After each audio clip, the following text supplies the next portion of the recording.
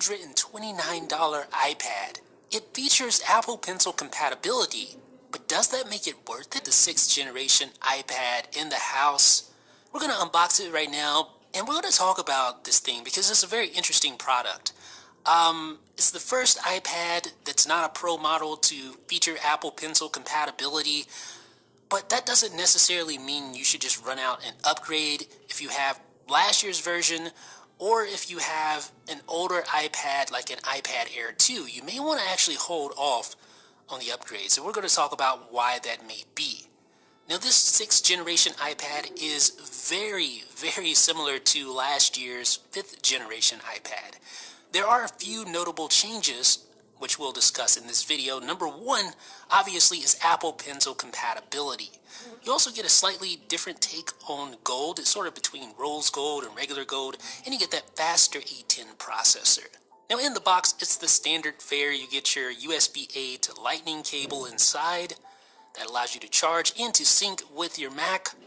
You get your standard fare designed by Apple in California packet, and that includes tips, regulatory information, and of course the most important thing in the whole box, this right here, the Apple stickers, of course.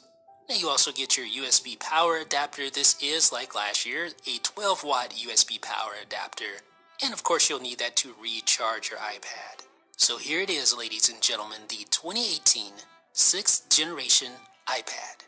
Let's take the protective plastic off. Just set that aside, flip it over, and there we go.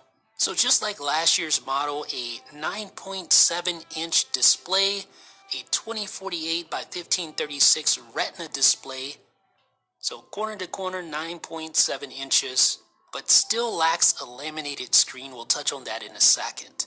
So here's the rear. You see that gold color, it's sort of a cross between rose gold and standard gold. Here's your 8-megapixel rear-facing camera with 1080p HD recording. Here's your 1.2 megapixel FaceTime HD camera, 720p. Got a pair of speakers on the bottom. And of course you have your Lightning port for charging and for syncing. On the top you have a couple of microphones. And you have something here, I don't know what that is. No, of course, it's a headphone jack. You also have your home button, which is Touch ID enabled. This is a first-gen Touch ID sensor. And then you have your volume buttons, volume up, volume down. You have your power button on top. And you have those color-matched chamfered edges on the sides.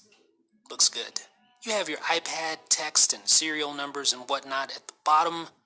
And of course, your color-matched Apple logo. So that's a walkthrough of the features.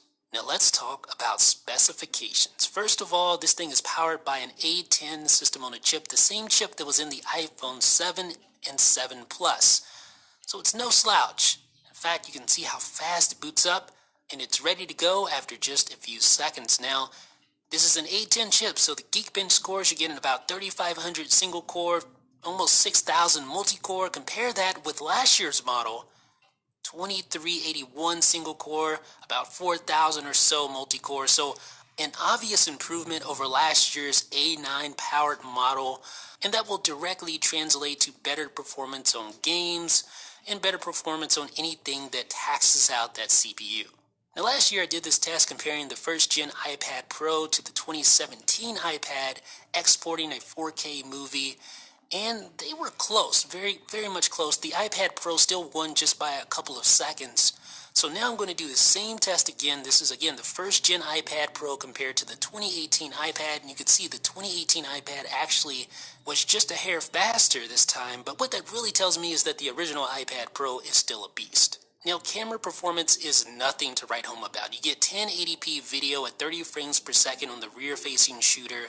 You get 8 megapixel stills, and that's nice, but compared to modern iPads with 4K video shooting and much higher quality still photos, it's just lackluster. And the FaceTime HD camera 720p video 1.2 megapixel stills is pretty pathetic at this point. You still get a first-gen Touch ID sensor, but that's not a big deal because it performs fine. My biggest gripe, like last year, is that this iPad lacks a laminated digitizer and lacks the anti-reflective coating of more expensive models. That means you get that noticeable air gap and you get noticeable glare when under direct sunlight or any light source for that matter. But I will say, with this being an education-focused product, I can understand Apple's decision-making here. It's cheaper to make and it's easier to repair. So what's the main reason to consider this iPad? This, right here, the Apple Pencil. If you want the cheapest iPad you can buy with Apple Pencil support, this is it. Otherwise, you'll need to upgrade to one of the Pro models. Yes, this is the first non-Pro iPad with Apple Pencil support. So that's a big deal.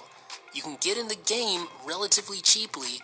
Of course, $329 for the iPad, $100 for the Apple Pencil, and you're ready to start annotating, drawing, sketching, taking notes, whatever the case may be, whatever you plan on using the Apple Pencil for, this is the cheapest way to get in the game. I've tested it out with several apps and I can say that the performance is really good. Now, it's not as good as the latest generation iPad Pro with that Pro Motion display because that helps out with the Apple Pencil's responsiveness, but it is just as good as a first-gen iPad Pro. And that's not really all that bad. That's actually pretty good, as you can see here.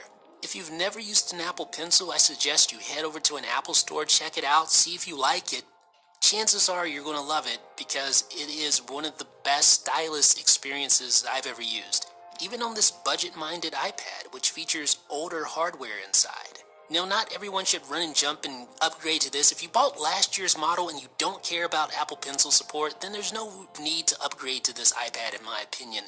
If you have an iPad Air 2, the decision is a little tougher because you don't get that laminated digitizer, which the iPad Air 2 has, but you do get Apple Pencil support, so you kind of have to weigh that out and see what you think. I would upgrade to a Pro model if I was coming from an iPad Air 2 for sure.